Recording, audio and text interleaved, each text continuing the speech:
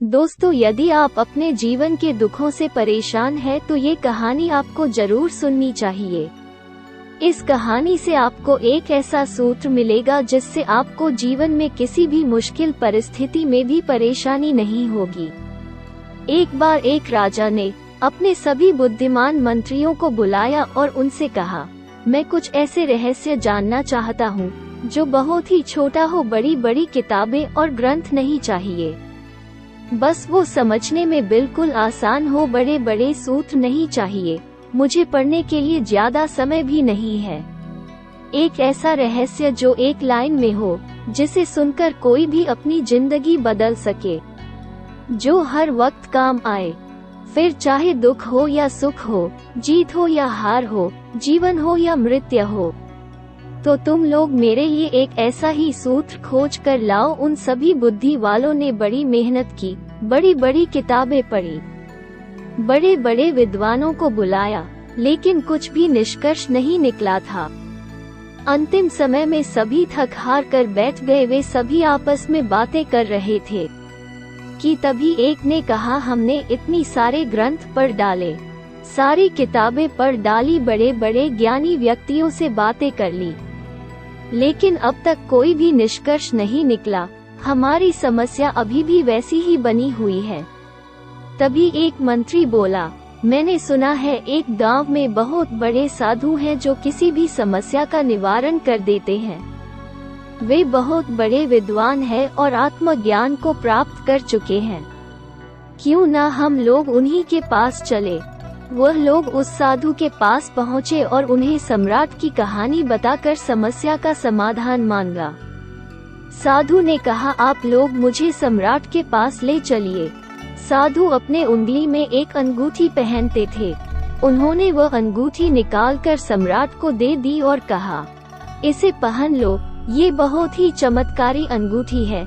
यह अंगूठी मुझे मेरे गुरु ने दी थी।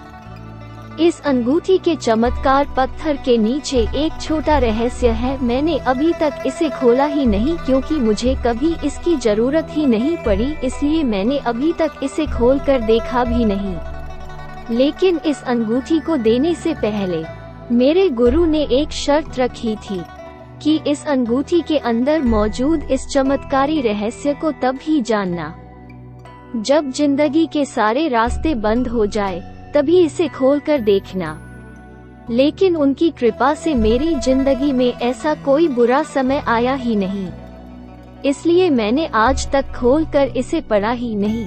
लेकिन इसमें जरूर कुछ बड़ा चमत्कारी रहस्य लिखा होगा जो किसी भी मुश्किल स्थिति या परिस्थिति से बाहर निकाल सकता है और किसी भी समस्या को दूर कर सकता है। तो इसे आप रख लो, लेकिन शर्त याद रखना और इसका वचन दे दो, जब कोई उपाय नहीं रहेगा, जब चारों तरफ से रास्ते बंद हो जाए और जब अपनी जिंदगी के बुरे वक्त से गुजर रहे हो, तब इसे खोलकर उस रहस्य को जान लेना। लेकिन सूत्र बहुत कीमती है, अगर इसे ऐसे ही खोला गया तो कुछ अनहोनी हो सकती है। तो सम्राट ने वो अंगूठी पहन ली। वर्षों बीत गए। सम्राट के मन में कई बार आया कि इसे खोलकर देखा जाए कि आखिर कौन सा रहस्य लिखा है इसके अंदर। लेकिन फिर सोचा कि कहीं कोई अनहोनी ना हो जाए।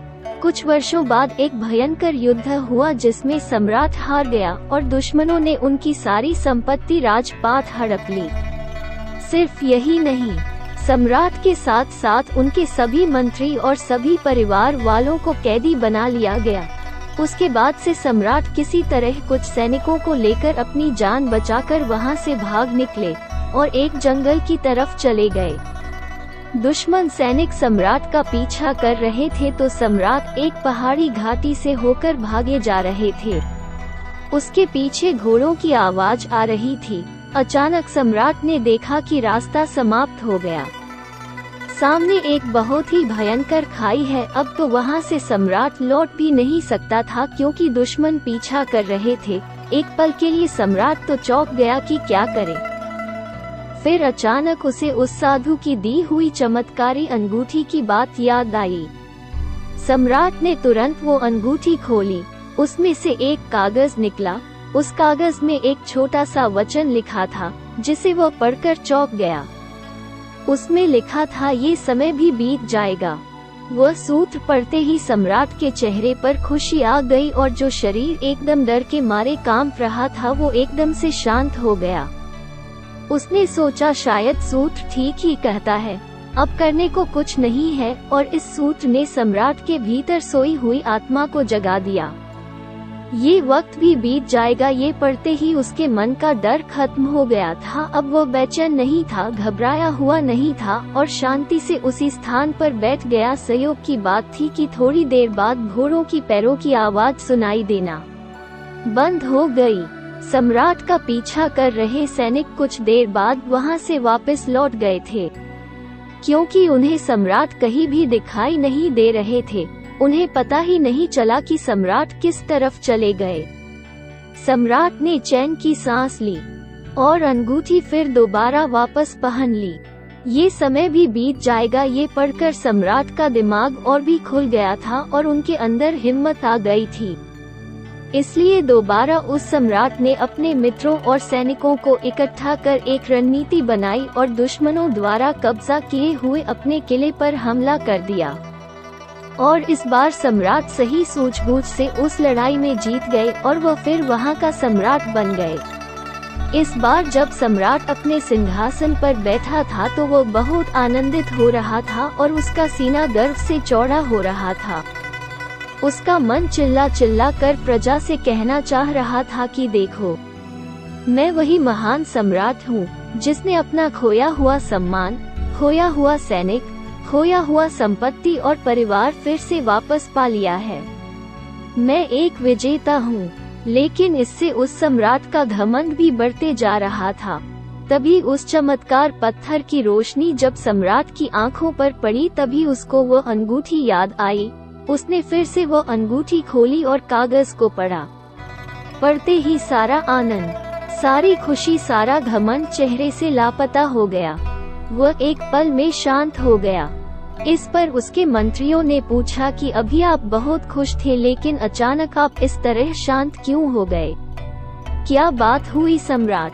सम्राट ने कहा, ये भी वक्त बीत जाएगा। इस संसार में यहाँ ना तुम रहोगे, ना हम रहेंगे, ना ये धन संपत्ति रहेगी। आखिर मैं भी कब तक सम्राट बने रहूंगा? जीवन में बहुत ज्यादा खुश या दुखी रहने की जरूरत नहीं है। जीवन में कुछ भी स्थिर नहीं है। जो अच्छा वक्त है वो एक दिन बुरा वक्त बन जाएगा और बुरा वक्त भी हमेशा नहीं रहेगा। तो दोस्तों, इस अद्भुत सूत्र को अगर हम भी याद रखें तो हमारे मन में कभी घमंड नहीं आएगा और मन आनंदित महसूस करेगा। आपके जीवन में कितनी बड़ी से बड़ी प्रॉब्लम क्यों ना आ जाए, कितना भी बुरा से बुरा समय क्यों न आ जाए, ये सूत्र हमेशा आपको आगे बढ़ने में प्रेरित करेगा और आप कभी भी अपने जीवन में निराश होकर बैठेंगे नहीं। आपके अंदर हमेशा एक हिम्मत ही बनी रहेगी, क्योंकि इसे सही से समझा जाए तो जिंदगी एक खेल की तरह है। उम्मीद करती हूँ अब आप भी इस सूत्र को हमेशा याद रखकर हमेशा आनंद में रहेंगे।